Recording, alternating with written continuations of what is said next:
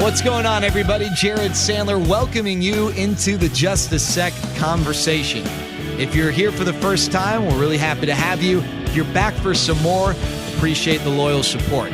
We've got the Big 5-0, episode 50, here with Sara Perlman. And Sarah's got a really interesting story. She worked for Masson, which is the network that covers the Orioles, and you also have the Nationals, and a lot of big-time sports on the East Coast. And she was the sideline reporter, the dugout reporter for the Baltimore Orioles. And she had that job at a really young age. And she took a chance, went to NBC, and now she's doing her own thing. We talk about her journey, her athletic career. She was a really good soccer player. And also what it's like to have a boyfriend who's battling cancer. We get into that part of her life as well. Sarah's real sweetheart with a great story, and I'm really excited to share that story with you here with this episode, The Big 5-0. Before we do, just a reminder, we'd really appreciate if you would subscribe to the channel, maybe comment here on the page, click the thumbs up button, like it, or just share the link. You got someone who you think might be interested in this particular interview or any interview or any of the pieces of content on this channel. Would really, really appreciate if you would share it. Again, you can browse the channel for the previous 49 interviews. You can subscribe so you can get up-to-date information when new content's released, whether it's sports-specific, whether it's a part of the interview series, whatever it might be. Try to bring a whole lot of different aspects of interest here on the channel. Would really appreciate your support. Anyway, without further ado, let's get right to it. Episode 50 of the Just a Sec conversation with Sara Perlman. All right, Sarah, so I always like to ask this question. It is, I guess, kind of lazy and very generic and open-ended, but when you think back to your childhood, what are the things that jump out to you, whether it's your personality or hobbies or activities you were a part of? What are the things that just become top of mind when I say, Sarah, what do you think about your childhood? Well, first of all, I love that question. Secondly, right when you said it, I think just driving to soccer fields all around the state of Florida, my lovely parents taking me to like endless tournaments is probably the one thing that stood out, just because from the ages of 8 to, 18, it's what I did probably every weekend or every other weekend, driving to a new tournament. So that's honestly the one thing when you said that stands out, spending countless hours in the car with my parents or teammates and playing 4 weekends in 2 days, 4 games, in 2 days. So soccer stands out, and endless fields and a lot of long car rides. Yeah, so soccer was, you just said it, but, it's a big part, I guess, of your story during that period of time. Were you considering soccer as something that, perhaps was going to be a professional pursuit, or was soccer always just something you were really good at, but it was never going to be anything more than just a fun activity? Like, what were your thoughts on soccer when you were kind of going through that playing in Florida? Yeah, when I was younger, I knew I was going to play in college at some level or some degree. And then when I was 16, I committed to American in the Patriot League. I played there for 2 years in my first 2 years of college. And then I decided, ultimately, I didn't want to play overseas after college for various reasons. I knew I wanted to get into broadcasting. And as you know, it's a competitive industry, and I just didn't see myself playing after college. So after 2 years, actually, I stopped playing and went into broadcasting. I transferred to UF, where I finished my last 2 years of school. But at the time, when I was 17, 18, I was already committed to college. I knew that I was going to play professionally. It was on my mind. But after playing, 2 years of college and not wanting to play anymore, I kind of knew that was it. But I have a lot of friends that played overseas and loved it. But I went the broadcasting route, and I'm certainly happy I did. All right, so I want to go back to the childhood. What pushed you to sports? What was it about sports that made you a fan, either just from a participation standpoint or even just following sports? Right. I think I grew up watching my brother, who's 5 years older than me, and he was, for lack of a better term, like a hell of an athlete. So I spent endless hours at the fields with him, and my parents played in college, and it was like everything we did revolved around sports. And then when I got into him, I was so young. I can't even remember when I first started playing, but I think everyone like us that is truly loves sports just remembers sitting at home, watching with their family, going outside, playing outside all day with friends, whatever it was, basketball, soccer, my sister was, cheerleading. I loved anything to do with athleticism and running around. So then, as I became 6, 7, 8, I still remember losing tournaments, winning tournaments. All my best memories are with my friends, either celebrating or even driving home to get ice cream when we were young and lost and we were upset, So I think just having my family, honestly, being huge sports fans and my whole life being surrounded by them is the reason probably to this day where I'm going crazy now without them. I mean, it is my life. Like most of us, it sounds so funny, but it's everything that has led me to where I am now. And if I'm not mistaken, you went to St. Thomas Aquinas, and that's got a pretty rich sports history too. So I guess even in school you couldn't get away from the sports backdrop. Yeah, no, exactly. St. Thomas felt like college for football. It's a breeding ground. I mean, I always joke. I'm like, the Bosa brothers came out of St. Thomas is like my claim to fame in terms of NFL players. I mean, the school just breeds amazing football players, and our soccer team was great too. But it felt like a college atmosphere, so I could not escape it from when I was in high school. And then, Florida had amazing athletics, and now working in sports, it's been fun. But high school was really, really fun. All right, so you talk about going to American and then making the switch to broadcasting. What was it about broadcasting once you got started that hooked you? That once you had whatever those first opportunities were, you're like, yeah, this is for me. I think I started in radio when I was in college, and I remember liking it, but I kept thinking there's something special about TV and being in the atmosphere and just talking about things that you truly have a passion for. And I still remember I was doing one of my first ever sideline hits for an NASL soccer game, and I had the biggest jitters. I was so nervous. I was so excited. It's the only thing that gave me that when you're playing sports, you get those anxious nerves that make you so excited and you love what you're doing, whether it's right before the game and the whistle blows or getting on air. It's kind of that first moment. And I remember having that feeling, and it's the first thing that somehow had a similar feeling to playing a game or getting ready for a game, but this time now broadcasting, and I never want to let that go. I love the TV industry, and I love sports, and it's the closest thing to playing and being in the action, and I love it, truly. All right, so you started working for the Orioles or covering the Orioles and doing some stuff, I believe, with the Nationals at a really young age. There are people that they bust their tail for however many years, and you earned this awesome opportunity. Obviously, it's something that you found a talent in. What was it like doing what you were doing at the level you were doing it at? At such a young age? What were the challenges and what were the benefits, perhaps? Certainly a lot of challenges, I would say. First, just getting used to dealing with amazing professional athletes, trying to garner these relationships when you're new in the industry. I know you can relate, trying to talk to some of the best players, whether it was on the Nationals or the Orioles, and just making sure all your facts were in line, all the research was done. And I think people know how much work it takes, but certainly when I was 23 and I was younger, I was 22, started covering them.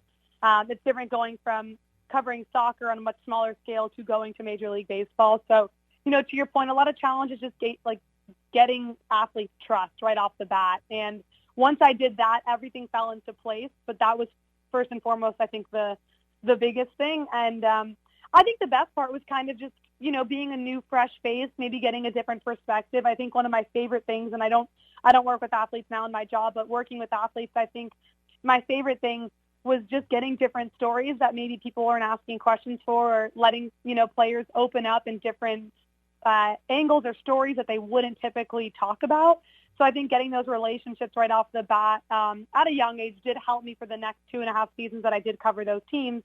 And then, of course, just the Orioles, making people feel comfortable talking about whether it's their family or their childhood or weaknesses in the game or strengths, whatever it may be. I think it helped me in the long run, but it was challenging right at the beginning. But I love telling people stories, and that was my favorite part of working at Masson for sure.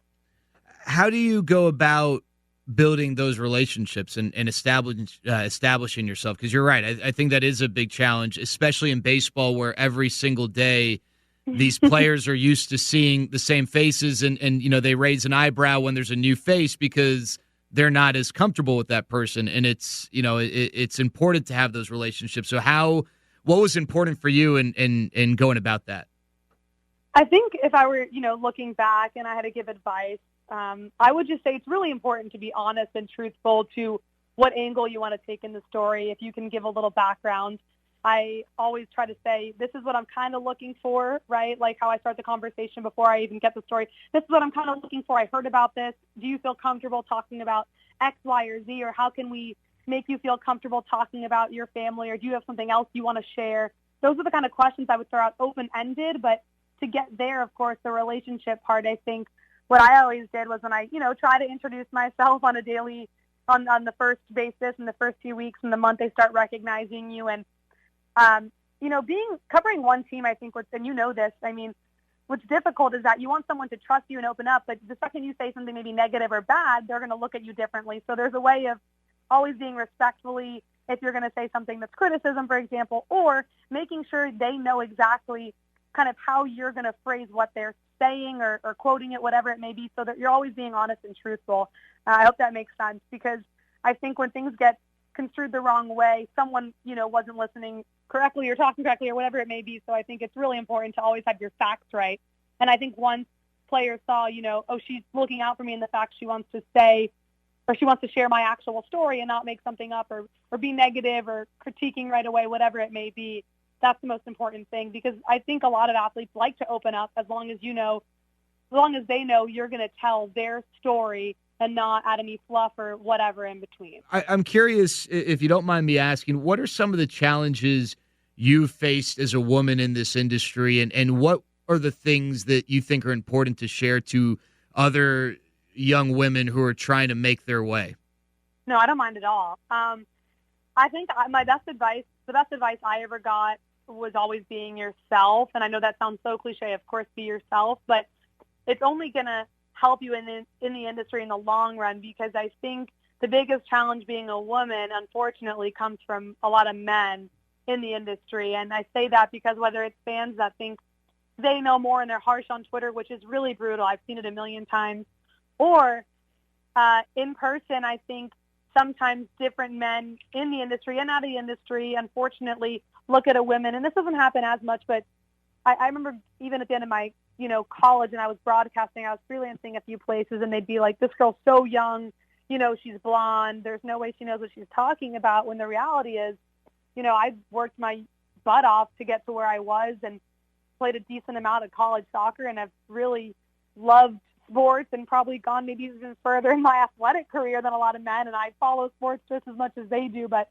I do think being a woman and whether looking the way most women do for TV, they have a lot of makeup on and their hair is done, they're like, oh, she probably doesn't know the game as much, when I think that's pretty silly and it's false, quite frankly. So I think that's the one thing I did realize, and I think it has gotten a little bit better. And I haven't worked with anyone personally over the last few years that stopped me. Actually, Masson was amazing, and NBC has been amazing towards women. And but I do think what's the most important is to stay true to what you believe in, because a lot of times I've gotten mean messages like crazy, over the past few years, whether it's about sports betting or baseball or not knowing what I'm talking about, when I'm surely, more educated on the subject that I've worked 10 hours prepping for.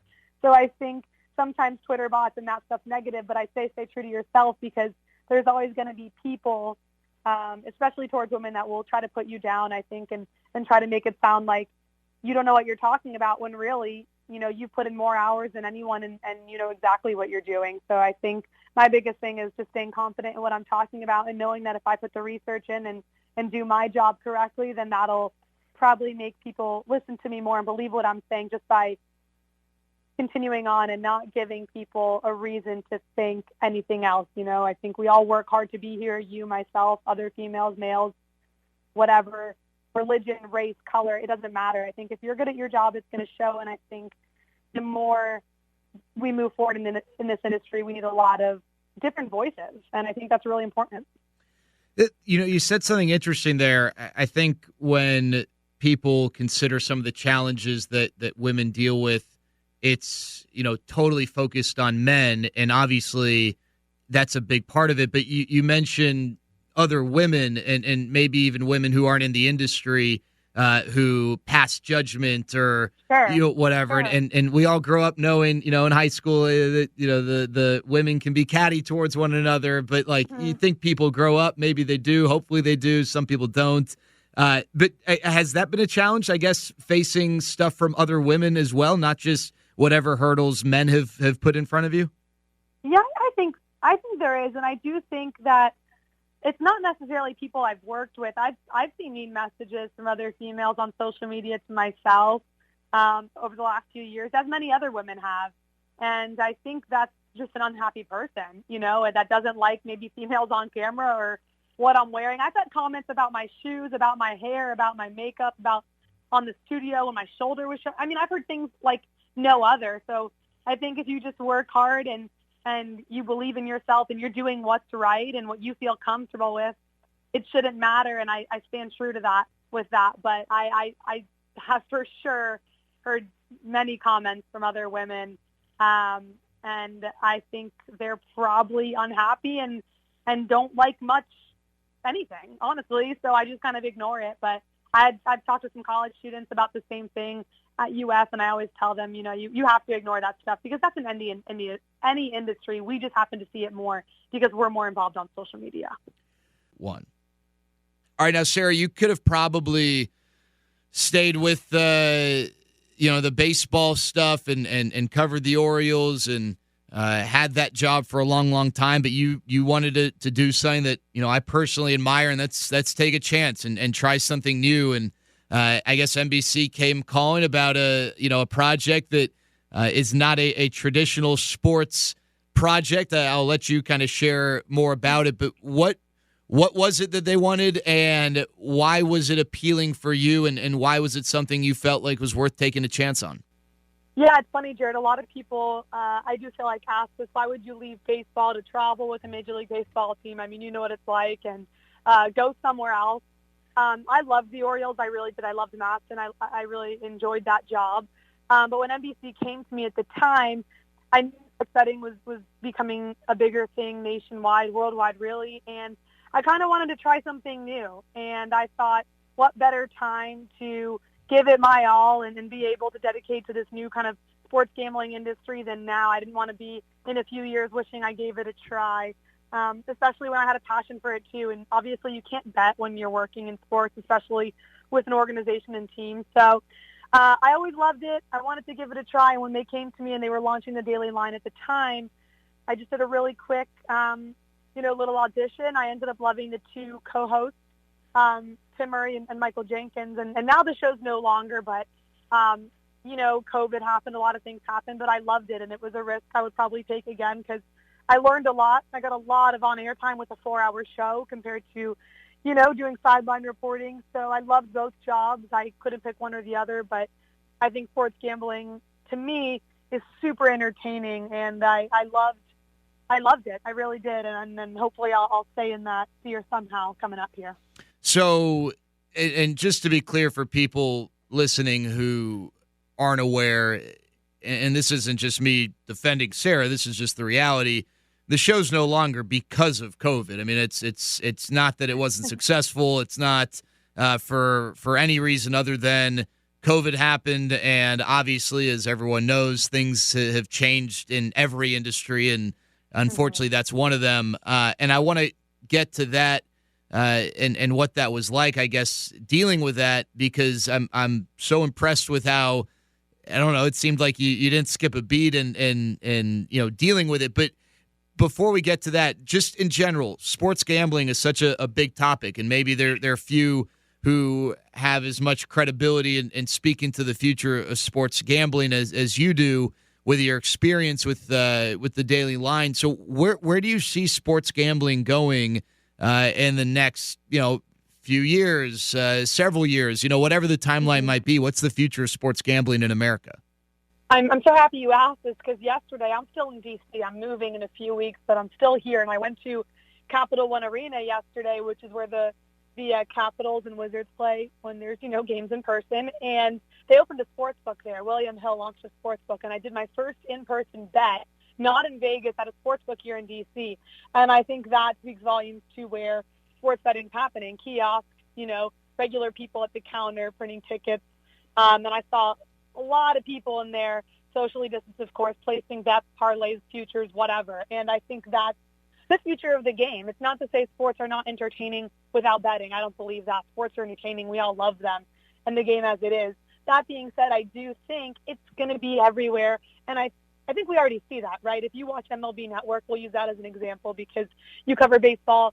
I love baseball. The DraftKings winning lineup, which is fantasy sports every night. You know, who are you favoring in the game? The lines. ESPN consistently has Caesar Sportsbook, you know, lines up on the side of their screen, and Fox Bet now too. So I do think it's going to be everywhere. It's a bummer. Our show, of course, was canceled, and I appreciate you saying that about COVID. It's tough for everyone.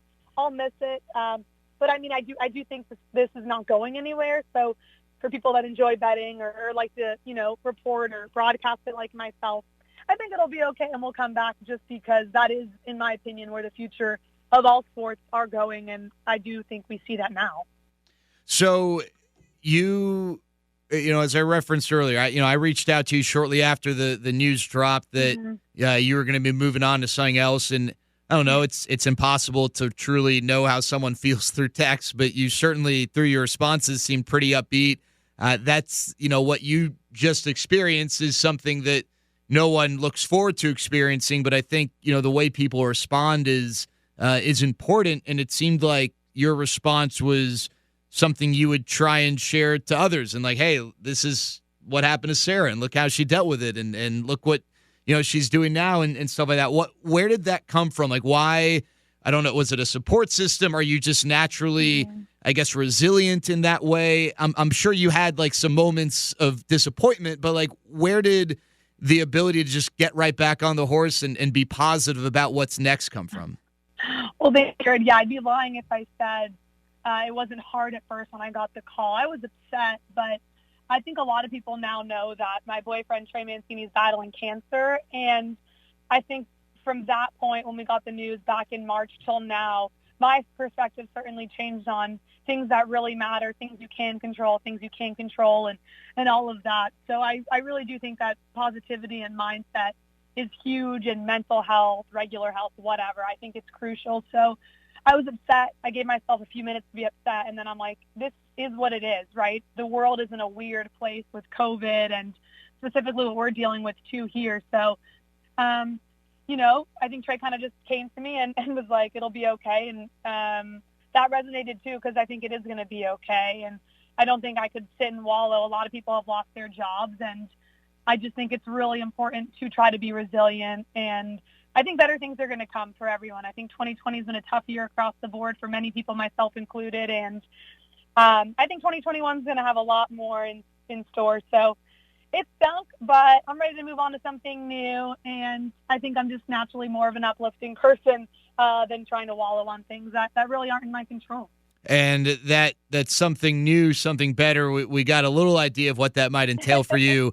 And it involves Trey. So before we get into the project, I guess, you know, you alluded to it. Trey was diagnosed with cancer, and, you know, because he's a professional athlete and a really good athlete that maybe is more public than, you know, the typical Joe, Steve, or Mary getting diagnosed. But what, you know, being, I guess, not on the sidelines for it, but being right next to him, what's that experience been like, you know, for you, witnessing someone go through something like this?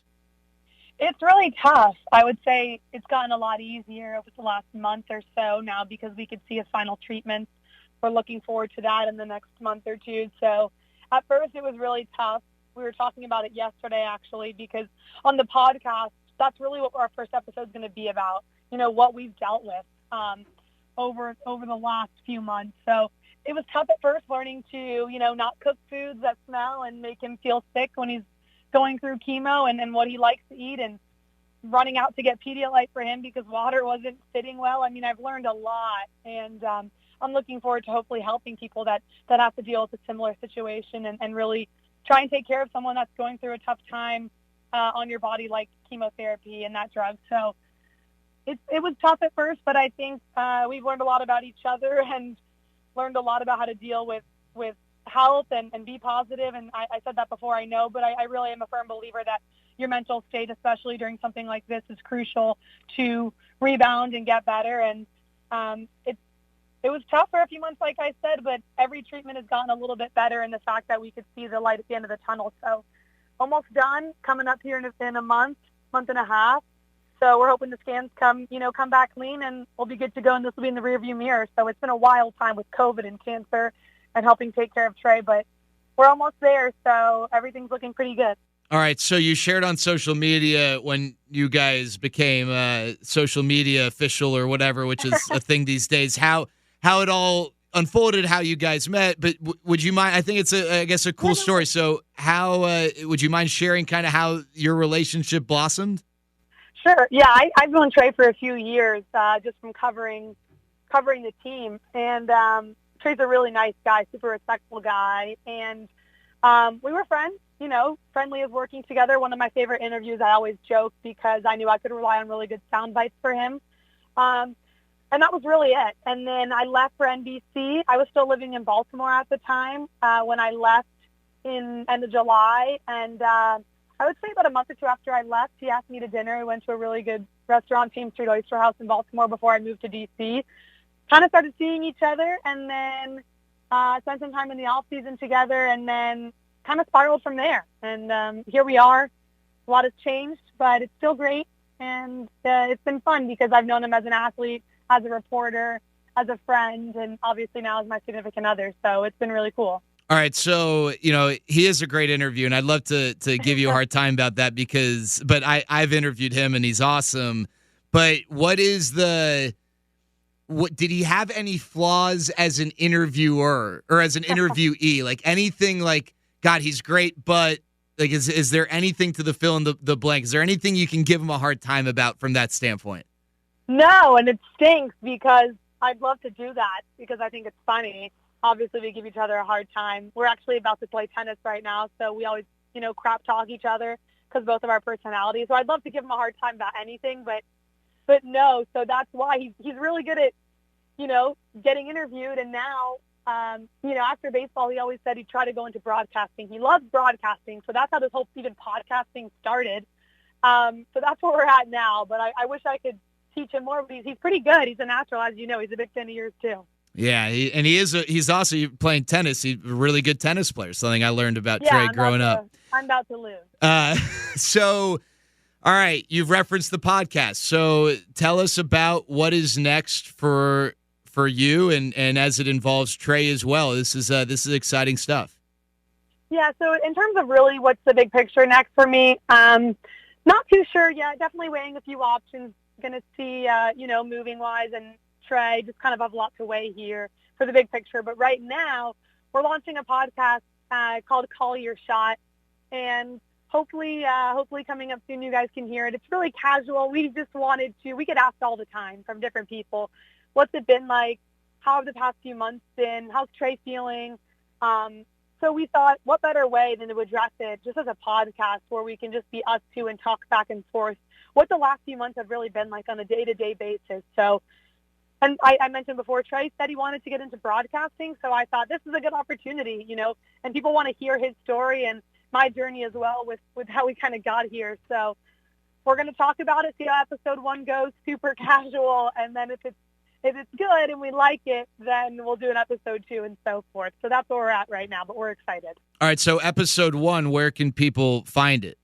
Yeah, we're definitely going to be on, Spotify, SoundCloud, hopefully Apple coming up soon. We're just waiting to hear back on a few things. So it's a fresh podcast, but hopefully everywhere pretty soon you'll be able to hear it, and we'll obviously tweet it out and everything. Does Trey have some strong sports takes, or is he like? Oh yeah. Oh, he does. Okay, all right. Big Notre Dame fan, watches almost every sport. Huge NFL guy too. Washington football team. So that's been fun to give him some grief about his new Washington football team shirt. And he likes to talk all sports. He's a huge Premier League fan guy now because I love soccer. So that's why it's cool. We'll get to talk about things that he normally doesn't talk about in his day-to-day interviews with baseball. Okay, so you obviously like soccer, I'd imagine, because, as we discussed earlier, you played soccer at a high level. But not every not everyone who plays a sport is necessarily a fan of that sport. So how long have you been, I guess, a fan of Premier League soccer?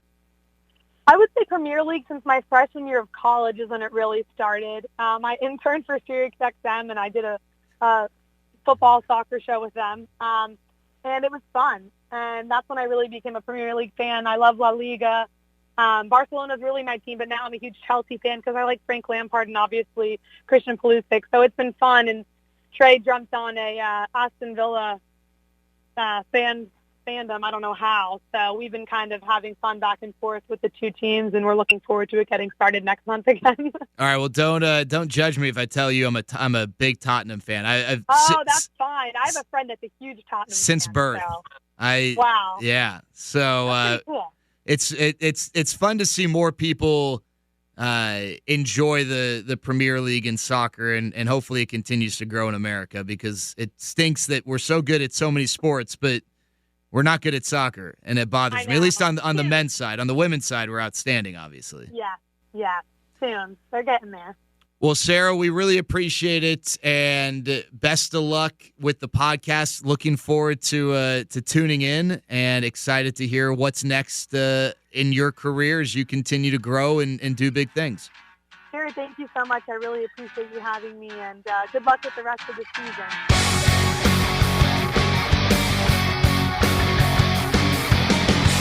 Well, there you go. Episode 50, the Big 5-0, the Just a Sec conversation with Sara Perlman. Let's raise a glass to the first 50 and another glass to the next 50. And if you really want to just get drunk, let's raise some more glasses to the ensuing sets of 50 here with the Just a Sec conversation. You know, it was great talking with Sara. I think, you know, what she did, the crossroads she faced in her career and the decision she made is really one that is quite courageous if you think about it. She could have just stayed with Masson and cruised, but she took a chance. And this is someone who has got a ton of talent and a really bright future, and someone who's really easy to root for. We'll be back for more. Subscribe to the channel so you can be sure to get notified when the next episode is released. Get that information front and center. We've got more Just a Sec's coming here this week. This has been episode 50. Looking forward to episode 51 of the Just a Sec conversation. Hey, until then, stay safe, be healthy. Talk to you soon.